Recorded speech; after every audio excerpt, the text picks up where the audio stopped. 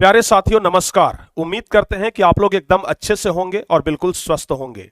आज के इस वीडियो में हम बात करने वाले हैं हमारे प्रधानमंत्री नरेंद्र मोदी जी की मां हीराबेन मोदी के बारे में, जिनका हाल ही में स्वर्गवास हो गया। यह हमेशा हमेशा के लिए हमारे धरती को छोड़ करके चली गई, लेकिन इनकी यादें आज पूरे देश में नहीं बल्कि विदेशों में भी इनकी गाथा गाई जा रही है। लोग इन्हें बहुत ज्यादा मिस कर रहे हैं। लोग इन्हें और इनके द्वारा किए गए कुछ महत्वपूर्ण कामों को बहुत ही ज्यादा याद कर रहे हैं। तो आखिर इन्होंने कौन सा ऐसा काम किया कि इनकी गाथा आज पूरे भारत देश में ही नहीं बल्कि पूरे विदेशों में गाई जा रही है। मिसाल दिया जा रहा है कि महिला हो तो ऐसी, मां हो तो ऐसी। और ऐसा कहा जाता है कि भारत की महिलाओं को हीराबेन मोदी से बहुत कुछ सीखना चाहिए। इनसे प्रेरित होकर के असली भारत की महिला बनना चाहिए, जिन्होंने अपने बलबूते अपने 6 संतानों को कैसे आगे बढ़ाया। एक गरीबी में रहते हुए भी दूसरे के घरों में बर्तन मांज करके, दूसरे के घरों में झाड़ू पोछा लगा करके, दूसरे के घरों में पानी भर करके भी कैसे अपने बेटे को प्रधानमंत्री के पद तक पहुंचाया। इनकी गाथा अद्भुत है। तो इस वीडियो में हम इन्हीं के बारे में बताने वाले हैं, कैसे एक 100 साल की महिला अपना पूरा काम खुद करती है। जब तक इनका अंतिम सांस नहीं आ जाता तब तक यह अपना काम खुद करती है। जिनके बेटे प्रधानमंत्री हैं लेकिन फिर भी दिल में रत्ती भर भी घमंड नहीं, ऐसी महिला को सबसे पहले तो सत सत नमन है। आजकल किसी एक माँ का बेटा अगर कोई अच्छे पोस्ट पर चला जाता है तो उनकी माँ का पग जमीन पे नहीं रखाता है, उनके पिताजी का पग जमीन पे नहीं रखाता है, पूरे घमंड के साथ पूरे अकड़ करके चलते हैं। और हीराबेन मोदी एक ऐसी अद्भुत मां, जिनका बेटा भारत के सबसे ऊंचे पोस्ट प्रधानमंत्री के पद पर है, जिनका बेटा देश में ही नहीं बल्कि विदेशों में सबसे चर्चित सबसे पॉपुलर प्रधानमंत्री, लेकिन उनकी मां एक सादगी का जीवन व्यतीत करती है, अपना काम खुद करती है। अगर चाहती तो इनके चारों तरफ नौकर चाकर रख सकते थे। नरेंद्र मोदी लाख प्रयास किए कि यह हमारे साथ रहें, ऐशो आराम की जिंदगी जिए, लेकिन हीराबेन मोदी हमेशा सादगी के साथ जीना पसंद करती थी, गांव की महिलाओं के साथ जीना पसंद करती थी। और इन्होंने अपने बलबूते अपने 6 संतान को आगे पाला और एक संतान को प्रधानमंत्री भी बनाया। तो आज इन्हीं के बारे में हम लोग पूरा कहानी जानेंगे कि क्यों आखिर यह महिला इतना खास है, क्यों हमारे प्रधानमंत्री जी की मां की गाथा सभी जगह गाई जा रही है। इन्हीं के बारे में हम चर्चा करेंगे। सबसे पहले हम आपको बता दें एक अद्भुत बात कि यह 100 साल की हो चुकी थी। हाल ही में 18 जून 2022 को इन्होंने अपना 100वां जन्मदिन मनाया था और प्रधानमंत्री नरेंद्र मोदी इनसे मिलने के लिए भी गए थे। प्रधानमंत्री नरेंद्र मोदी इनसे जब भी मिलने के लिए जाते थे, हीराबेन मोदी प्रधानमंत्री नरेंद्र मोदी के हाथों में 100 रुपए का नोट, 500 रुपए का नोट थमा देती थी। आप लोगों को अक्सर देखा ऐसा जाता है, आप लोग अक्सर ऐसा देखते होंगे कि जब भी एक बेटा अपने मां से मिलने के लिए जाता है और जब बेटा मां से दूर होने लगता है ना, तो मां अपनी ममता के कारण, चूंकि आपको पता है कि मां को ममता का समुद्र कहा जाता है, अपने बेटे के हाथ में कुछ पैसे धरा देती है। और हमारी हीराबेन मोदी भी वैसे ही थी। उनको शायद पता था कि हमारा बेटा भारत का सबसे सर्वोच्च नागरिक, ऐसे तो भारत का सबसे सर्वोच्च नागरिक राष्ट्रपति को कहा जाता है, लेकिन प्रधानमंत्री भी उनसे कम नहीं है। तो उनको पता था कि हमारा बेटा प्रधानमंत्री है, फिर भी जब भी वह हीराबेन मोदी से मिलने आती, हीराबेन मोदी उनके हाथों में कुछ रुपए का नोट धरा देती थी, जैसा कि आप लोगों को यहां पर पिक्चर में देखने के लिए मिलेगा। देख रहे हैं कि यहां नरेंद्र मोदी अपने मां से मिलने के लिए आई है और मां उन्हें 500 रुपए का नोट थमा रही है कि बेटा रखो, कुछ खा पी लेना। तो आखिर क्यों इतना सादगी था इनमें, क्यों इनको देसी मां कह करके बुलाया जाता था। गांव घर की महिलाएं हीराबेन मोदी को देसी मां कह करके संबोधित करती थी। तो आज इनके विषय में हम सब कुछ जानेंगे। इनके विषय में आज जो कुछ भी आपको सुनने के लिए मिलेगा, शायद आप पहले से जानते होंगे या नहीं जानते होंगे, यह तो हमें नहीं पता, लेकिन आज जो कुछ भी हम आपको सुनाएंगे, इसे सुन करके आप लोग जरूर विचलित हो जाएंगे कि क्या सचमुच में एक महिला ऐसी भी हो सकती है।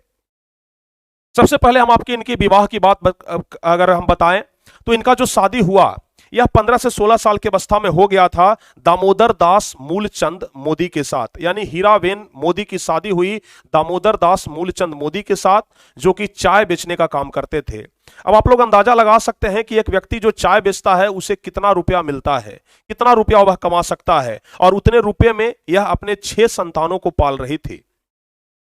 लेकिन धीरे धीरे समय बीतता गया, धीरे धीरे नरेंद्र मोदी इनके कोख से जन्म लिए। और प्यारे बच्चों, आप लोग को पता है कि हर एक परिवार में एक ऐसा बेटा जन्म लेता है जो अपने परिवार को आगे बढ़ा देता है, और शायद इनके परिवार में वह बेटा थे नरेंद्र मोदी, जो आज की प्रधानमंत्री के पोस्ट पर तैनात है, प्रधानमंत्री के पद पर हैं। हम पोस्ट नहीं कह सकते हैं, प्रधानमंत्री के पद पर हैं, जो कि सबसे पावरफुल प्रधानमंत्री में से इनका गिनती होता है और सबसे चर्चित प्रधानमंत्री में भी इनका गिनती होता है। अगर हम बात करें इनके रहन सहन का, हम बात कर रहे हैं हीराबेन मोदी का। अगर हम बात करें हीराबेन मोदी के रहन सहन का, तो इनका रहन सहन बिल्कुल सादगी के साथ गुजरा। अगर यह चाहते तो नौकर चाकरों से भरा हुआ जिंदगी बिता सकते थे, ऐशो आराम की जिंदगी काट सकते थे, लेकिन फिर भी यह ऐशो आराम की जिंदगी को हटा करके, किनारे कर करके इन्होंने गांव में रहना पसंद किया और सादगी के साथ अपना पूरा जीवन व्यतीत किया। गांव घर की महिलाओं के साथ उठने बैठने में इनको खूब आनंद आता था और यह हमेशा घुल मिल करके रहती थी। जैसा कि आप लोग देख रहे हैं, यहां पर नरेंद्र मोदी का पूरा परिवार है, जिसमें कि नरेंद्र मोदी इनके तीसरे नंबर के संतान हैं। इनसे 2 बड़े हैं और बाकी जो 3 हैं वह छोटे हैं।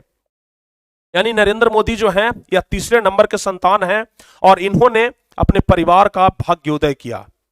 अब इनके बारे में कुछ और कहानी जाने तो हीराबेन मोदी जब 15-16 साल की अवस्था में थी तो इनका शादी हुआ, 6 संतानें हुई। तो 6 संतानों को पालने पोसने के लिए, बड़ा करने के लिए जरूरी है कि रुपये पैसे का होना जरूरी है।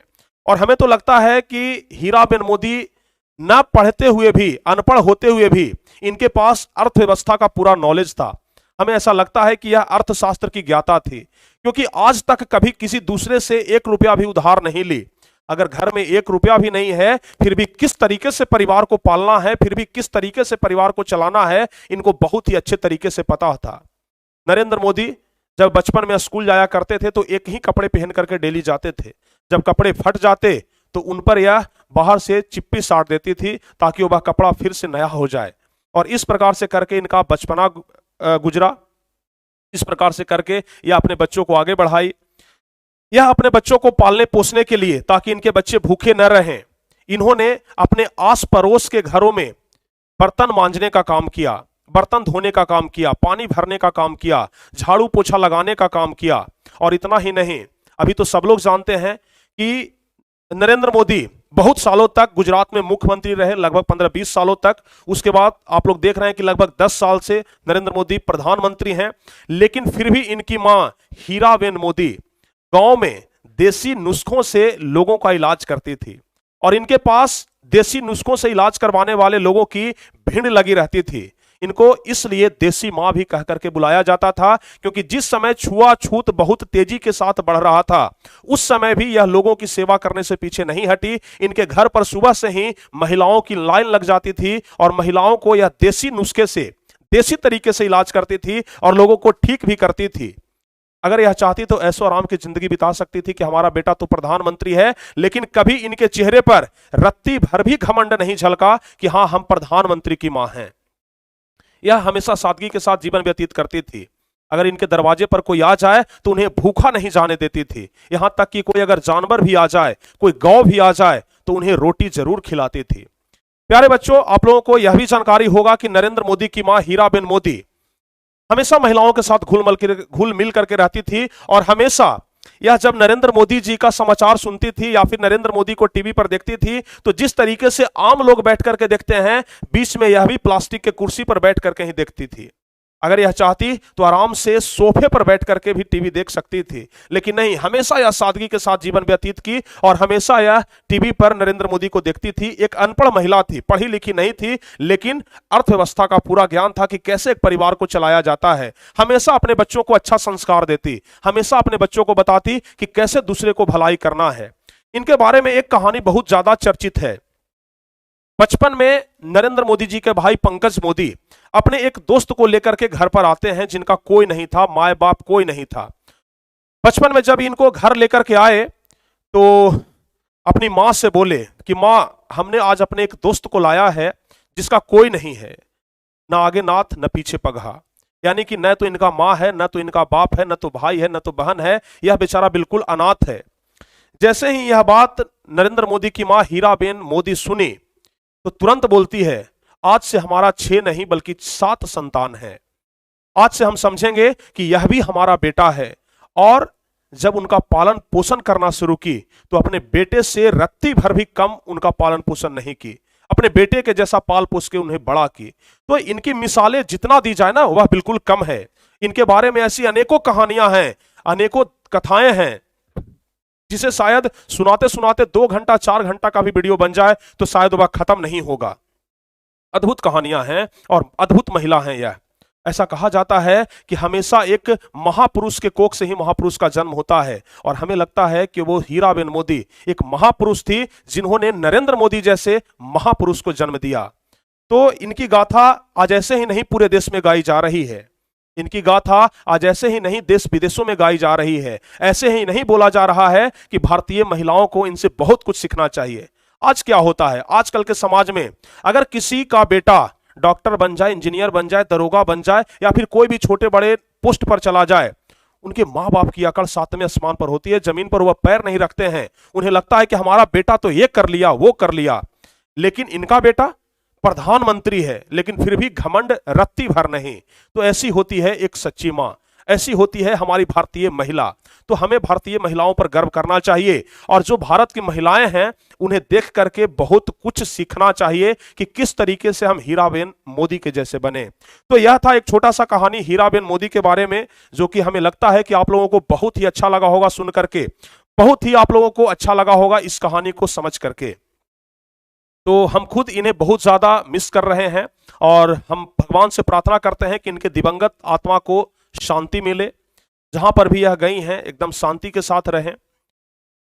तो प्यारे साथियों, प्यारे बच्चों, हम उम्मीद करते हैं कि यह वीडियो आप लोगों के दिल को जरूर छुआ होगा, और हम उम्मीद करते हैं कि आप लोगों को यह वीडियो बहुत ही अच्छा लगा होगा। अगर आपको यह वीडियो अच्छा लगा हो तो आप लोग इस वीडियो को लाइक कर सकते हैं, और अपने व्हाट्सएप ग्रुप में या फिर कहीं पर भी आप लोग शेयर कर सकते हैं। तो चलिए फिर मिलते हैं किसी अगले वीडियो में, तब तक के लिए जय हिंद, धन्यवाद।